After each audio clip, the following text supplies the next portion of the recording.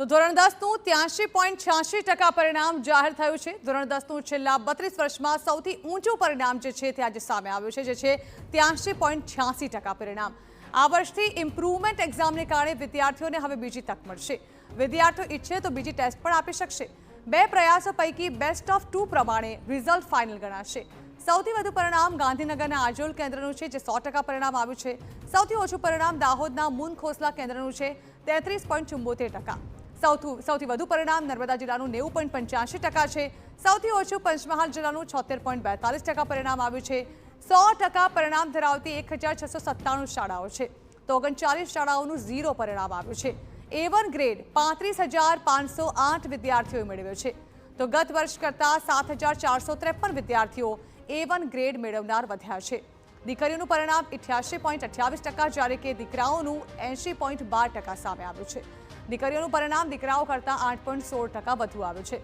અંગ્રેજી માધ્યમનું પરિણામ 92.50% આવ્યું છે। ગુજરાતી માધ્યમનું પરિણામ 82.67% આવ્યું છે। બેઝિક ગણિતના પેપરમાં સૌથી વધુ 1,06,504 વિદ્યાર્થીઓ નાપાસ થયા છે। વિજ્ઞાનમાં 94,645, ગુજરાતીમાં 49,321 વિદ્યાર્થીઓ નાપાસ થયા। અંગ્રેજીમાં 44,482 વિદ્યાર્થીઓ, સોશિયલ સાયન્સમાં 44,229 વિદ્યાર્થીઓ નાપાસ થયા છે, તો સ્ટાન્ડર્ડ ગણિતમાં 109 વિદ્યાર્થીઓ નાપાસ થયા છે।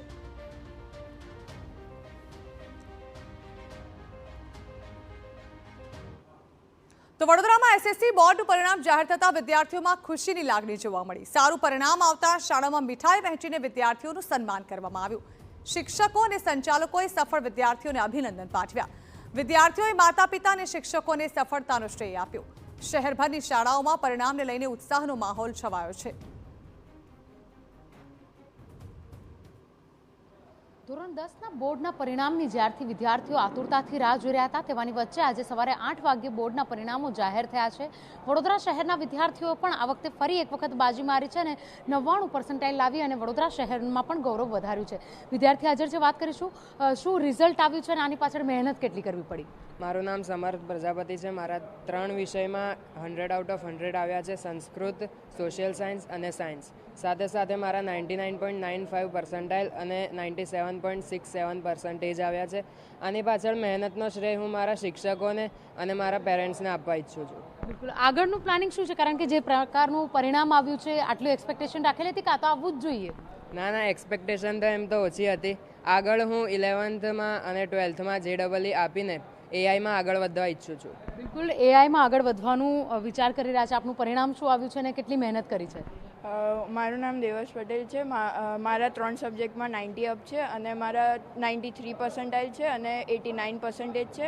એના પાછળ મેં ખૂબ મહેનત કરી છે અને એક્સપેક્ટેશન 85 હતી, પણ સારા આવ્યા છે। બિલકુલ, જે રીતે સોશિયલ મીડિયાનો અત્યારનો ટાઈમ છે, છોકરાઓ કોઈ દિવસ સોશિયલ મીડિયાથી દૂર નથી રહી શકતા। પરિણામ મેળવવા માટે સોશિયલ મીડિયાથી દૂર રહેવું પડ્યું છે?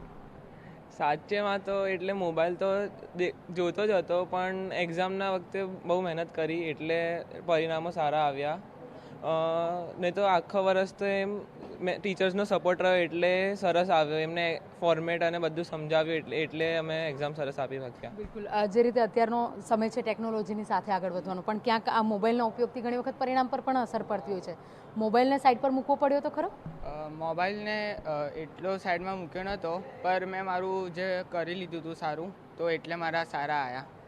મારા પર્સન્ટાઇલ 94 આવ્યા છે અને પર્સન્ટેજ 88 આવ્યા છે। બિલકુલ, જે પ્રકારનું રિઝલ્ટ આવ્યું છે, શું અપેક્ષા હતી અને કેવી રીતે હવે આગળનું ફ્યુચર વિચારી રહ્યા છો? મારે ઇંગ્લિશમાં ખાલી ઓછા આવ્યા છે, બાકી બીજા બધામાં જેટલા એક્સપેક્ટેડ હતા એટલા જ આવ્યા છે। 98.6% આવ્યા છે મારા। આગળનું પ્લાનિંગ શું છે? આગળ કમ્પ્યુટર એન્જિનિયરિંગ થવાનું છે, JEE। બિલકુલ, આપની પણ મહેનત ખૂબ રહી હશે। કેવી રીતે મહેનત કરી હતી અને કેટલા કલાકોના વાંચન બાદ આ પરિણામ મળ્યું? ज़्यादा नहीं, बस 2-3 कलाक रोज़ पढ़ता था, लेकिन जब एग्ज़ाम आती थी तब 4 से 5 घंटे तो आराम से हो जाते थे पढ़ाई, और फिर फ़ोन का भी डिस्ट्रैक्शंस कम करना पड़ता था। और फिर अभी मेरे को 95.78% आई है और 91% है। मेरे को भी आगे AI इंजीनियर में कोर्स करना है, क्योंकि अभी AI बहुत बूमिंग है और उसमें बहुत सारी अपॉर्चुनिटी भी है। બિલકુલ, તો જે રીતે ધોરણ 10ના બોર્ડના પરિણામો જાહેર થયા છે, આજે વડોદરાના વિદ્યાર્થીઓ કે જેઓએ પોતાની મહેનત સોશિયલ મીડિયાથી ડિસ્ટન્સ બનાવી અને તેની સાથે સાથે જે પ્રકારનું શિક્ષણ મળ્યું તેને અનુસરી અને પોતાનું જે રિઝલ્ટ છે તે વધારવા માટેની જે મહેનત છે તે રંગ લાવી છે. કેમેરા પર્સન રોહિત ગોયલ સાથે અંજલિ ઓઝા, TV9 વડોદરા.